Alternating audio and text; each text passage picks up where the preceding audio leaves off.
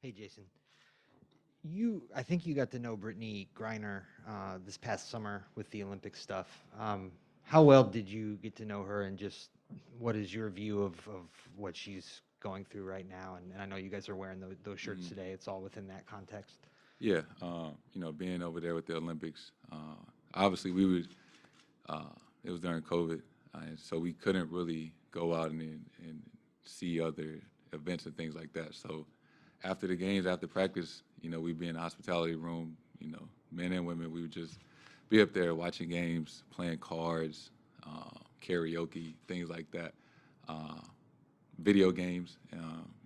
She's a great person to be around, right? She uh, just enlightens the entire room with her personality. So it's extremely tough seeing what she's going through. And I know everybody sees and feels that, and obviously we're all, together in support. Trying to, bring her back, to her family and things like that. Uh, so yeah, wearing those shirts today, in support of her. Question on the right. When you have a tough shooting night, um, do you have a temptation to come out in the next game and try to get going early? How do you respond to that in the next game, and how do you fight maybe some of the bad habits that might creep in after a game like that? Um, what you mean bad habits? I mean, just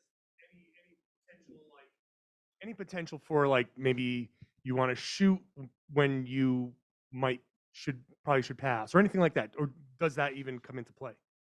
Um, I don't think so. I had more assists than points last game. Uh, so I feel like I made the right play more often than not. Uh, it's not much to overthink. Um, I feel like it's a lot of shots, open shots that I miss that more often than not that I make. So it's not something that I'm losing sleep over. We won. That was most important, right? It's the finals. That's all that matters. Obviously, I know I got to play better. I can't shoot like that every game, and hopefully that we win. So I expect to play better on shooting wise, but just impacting the game in different ways to do my part in helping us get a win. I will continue to do that, um, and just read the game, read each play.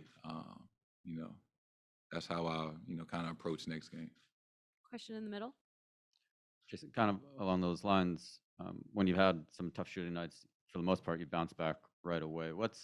And even post game when we talk to you, you kind of shrug it off, be like, "Look, I know that this isn't me. It's not going to affect me." What's the key for you, and how have you done that well to just move on so quickly? And what do you do to kind of clear your mind and become so effective so soon again? Uh, once you've done something before, you know how to respond. I've had some bad shooting nights in the NBA, right? So it's like I've been here before. I know what to do next game. I think a lot of it is mental. You don't let it creep into your mind. I can't do nothing about what happened last game. I missed those shots, and it is what it is. It's all about how to prepare and get ready for the next one, right? And it's not so much about me and what I need to do. It's about what we need to do and how we need to be prepared. The adjustments that they're going to make and how they're going to respond, and we need to be ready and not relax just because we're up 1-0. Dan on the right. Jason Dan Wicke with the Los Angeles Times. For Ime to get to this position as a coach, as a player, he started as a guy who was on a 10-day contract. Was his entry point in the league and had to really work for a spot in the NBA. How does that inform the way he coaches? That kind of experience. Do you get that sense, that type of toughness, that type of work ethic? Does that come across in the way he coaches this group? Yeah, he's done a great job. Obviously talking about where he started, 10-day contracts and things like that. He's obviously had to work his way to get here, and he carries that sense of toughness with him, and tries to, and does instill that, into the group, every day.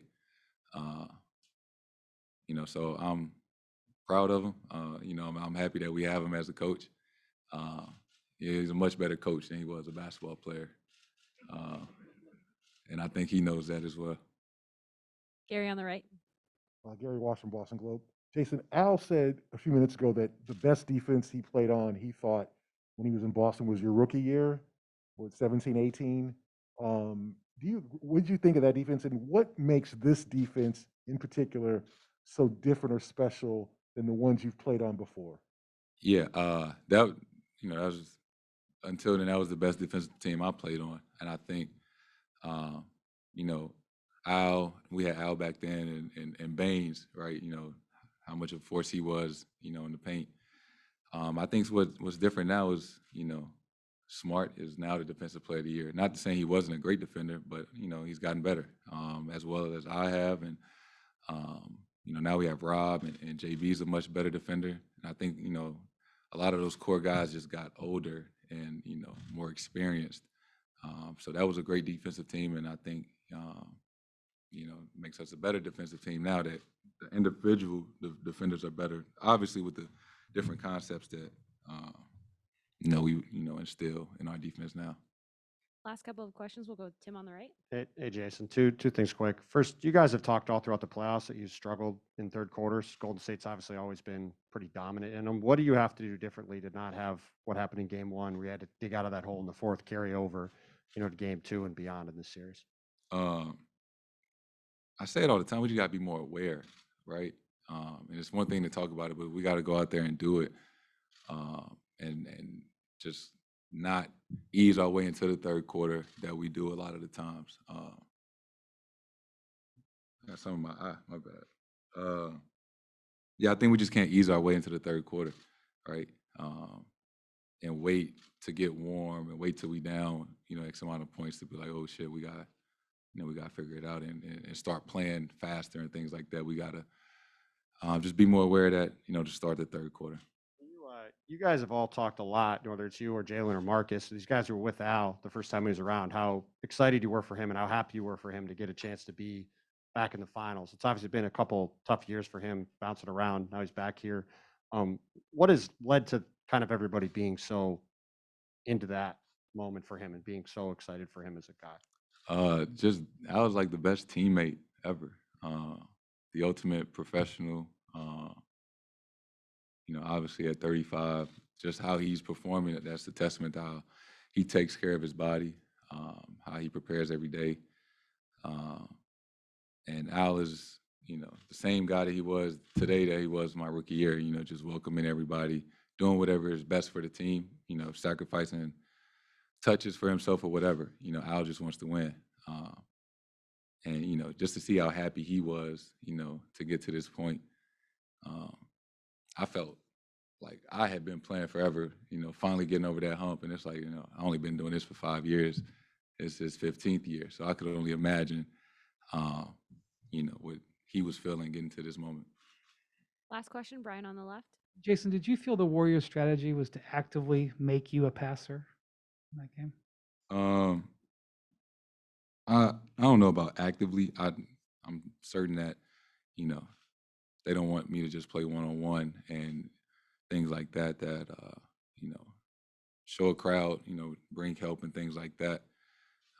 But I feel like I did get a lot of open looks just from kickouts and things like that. But I'm sure part of the game plan, make me a playmaker and not let me be comfortable. It's just something I feel like every team has, more or less been doing throughout the playoffs. So it's not necessarily something new.